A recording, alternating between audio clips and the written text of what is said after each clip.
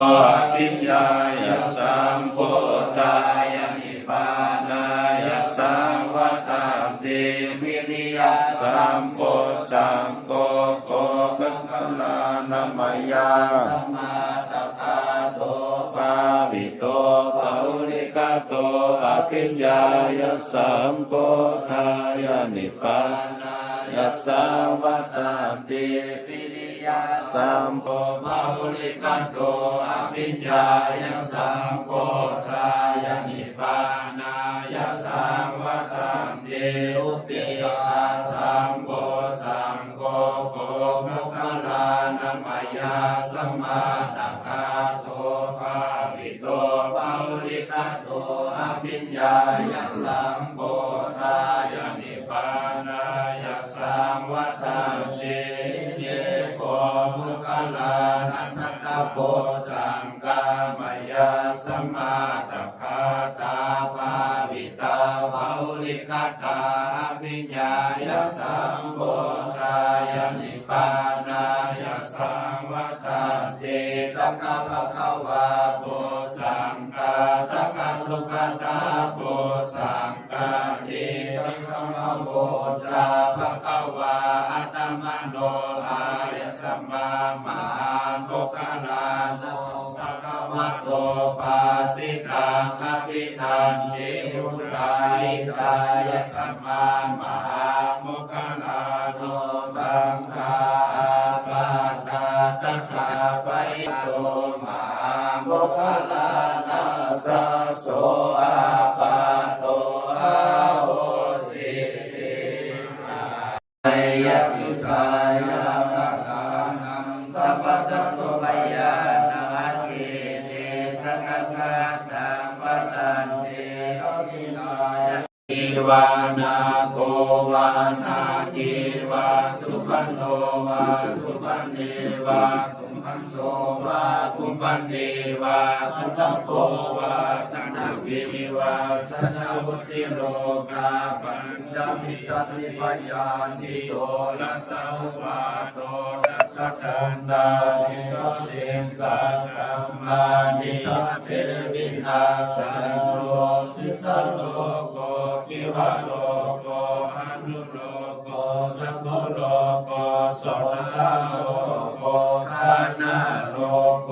จิวาโลโกตันตาโลโกโนนาโลโกตันตาโลโกสาโลโกภัสสะโลโกปิติโลโกจันโลโกกุสิโลโกนามิโลโกอุนาโลโกจังคาโลโกอาตาโลโกอาคาโลโกปาโหโลโกกัมมาโลโกปิตาโลโกวาตาโลโกสิมหาโลโกอุปัสสมิโลเทปัญญาสัจเจกสิกานาปะคันธานาอุณเกวาทะเทวานานาทิสาหิยัคตาสัตุลาปาเยยุทธามิตาสุตาชมังคลายโยวินาสันโตสัพเพสัตตาสาวะริวารายะภุติยานันทายาลิสาสัพเพมนุสสาเวลาโหตุอัพยาปัสสะโหตุอานิกาโหตุสุขิยตานังปะริหารันโตสัพเพวินิพพานิกาอเวลาโหตุอัพยาปัสสะโหตุนิพพาโลสัพเพสัตตาสัพพทุกขาปัมโม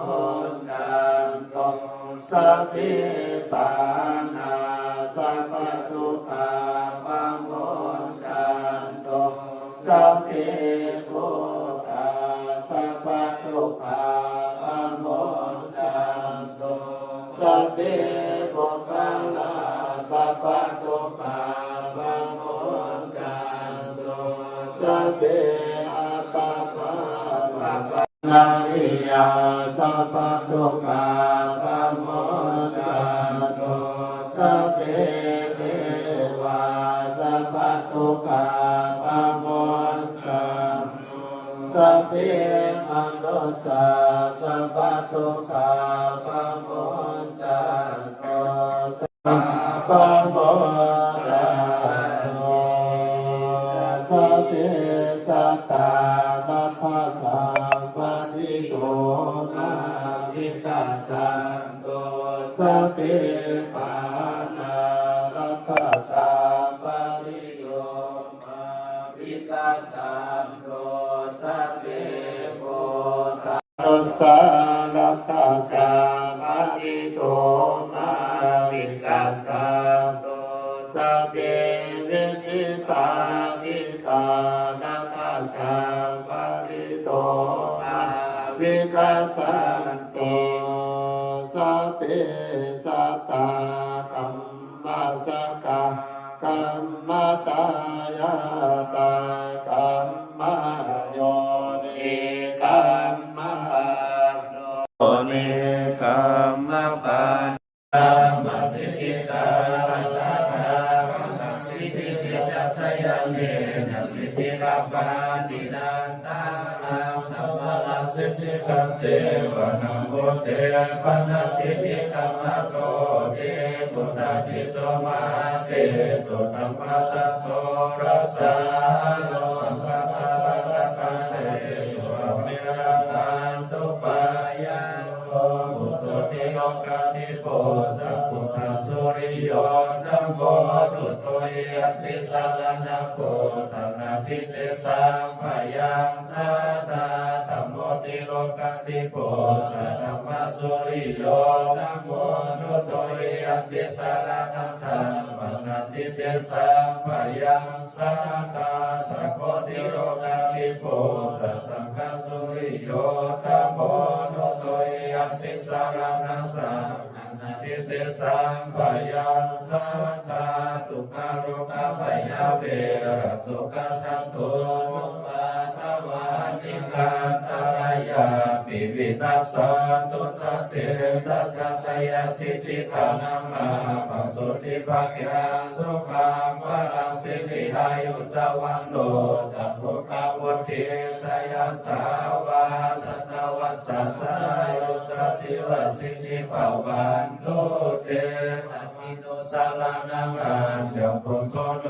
สารนังวาระอิเตนะสัจวัจเจนะโหตุเตสยามังกาลังนาทิโนสารนังอันยังตัมปุโนสารนังวาระอิเตนะสัจวัจเจนะโหตุเตสยามังกาลังนาทิโนสารนังอันยังสัมปุโนสารนังวาระอิเตนะสัจวัจเจนะโหตุเตชยมังคาลังพุทโธมังคลาสังโฆโตสัมพุทโธหิปัสสุอนุพุทธมังคลังมังคังมาสัพพังพยาปะมุนจาเลสัพพมังคลาสังโฆโตตุตตะโสอนุสัมมามังคลังมังคังมาสัพพังพยาปะมุนจาเลสัพพมังคลาสังโฆโตตักขินายโยอนุตตรุสังฆมังคลังมังคังสัพพะรุขะปะมุนจาเลภวันตุสัพพมังคารักขันตุสัพพเทวตาสัพพพุทธานุภาเวนัสสตาโสทิภวันตุเตภวันตุสัพพมังคารักขันตุสัพพเทวตาสัพพธรรมานุภาเวนัสสตาโสทิภวันตุเตภวันตุสัพพมังคารักขันตุสัพพเทวตาสัพพสังฆานุภาเวนัสสตาโสทิภวันตุเตนัดที่มีเก้า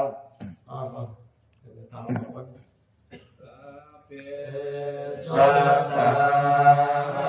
เวราสุขาชีวิโนกาตังปุญญาภาลัง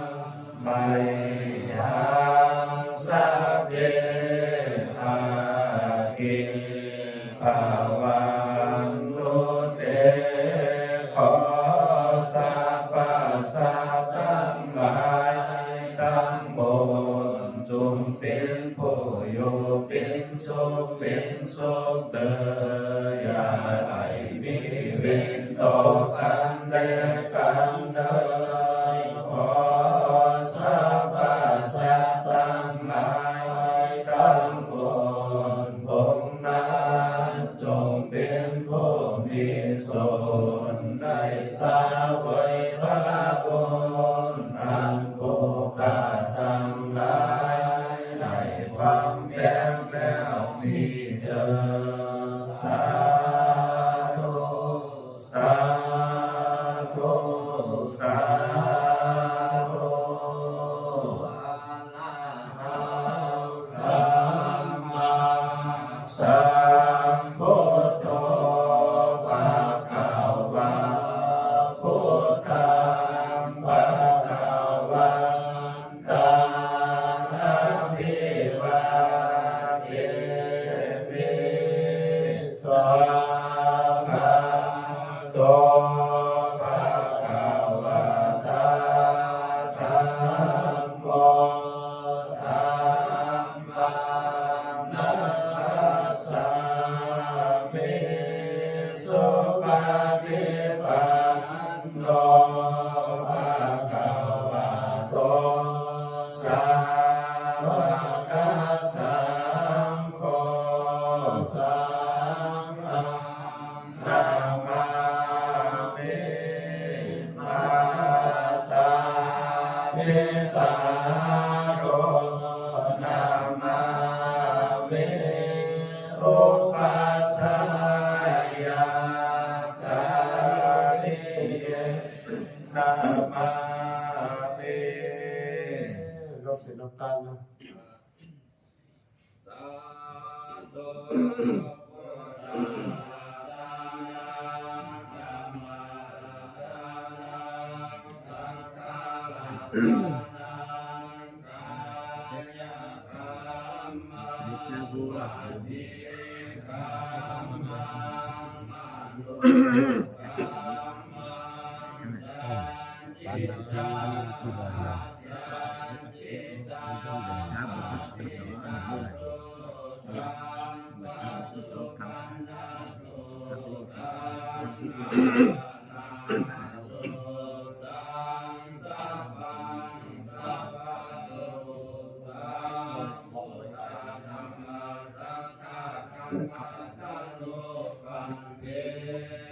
โอตาละธนังธรรมาละธนังสังฆาละธนังกายกัมมังวจีกัมมังมโนกัมมังสังจิตาทิ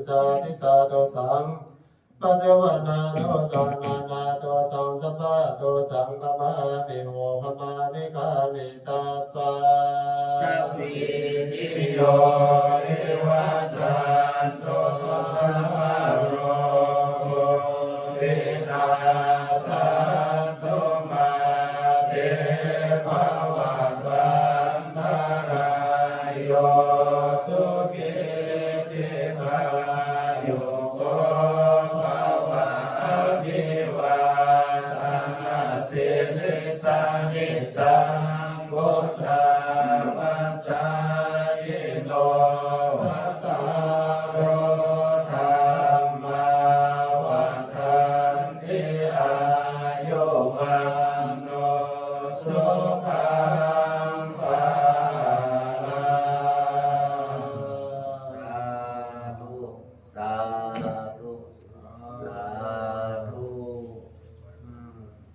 วันนี้สุดนำสุดธรรมเหตุกรรมภัยอันตรายทั้งหลายตั้งมวลอบรมเฉลิมฉลองวันเบินของเฮาคือขึ้นใหญ่ก็เป็นอันจบไปแล้วขอมือพระสัทธรรมคำสั่งสอน ของพระพุทธเจ้าที่สังฆาเจ้าทั้งหลาย270 ตนในสูตรตลอดคืนนี้เอาไปไว้มาพบปักรักษาผู้ใหญ่คุณหลวงเฮาประวัติในเมืองลูกภาสังฆาเฮาอันที่อยู่ในเมืองที่เสียหมายสีจึงจนการรอดผลเพียงภัยอันตรายมาจับมาจากอากาศกังหาวแนะนำในหลินและคนต่างหลายภัยศัตรูทั้งหลายทั้งสิ้นเขาคือไหลจนกันรอดผลในคือไหลอยู่ดีกินหวานมีตีคาอายุ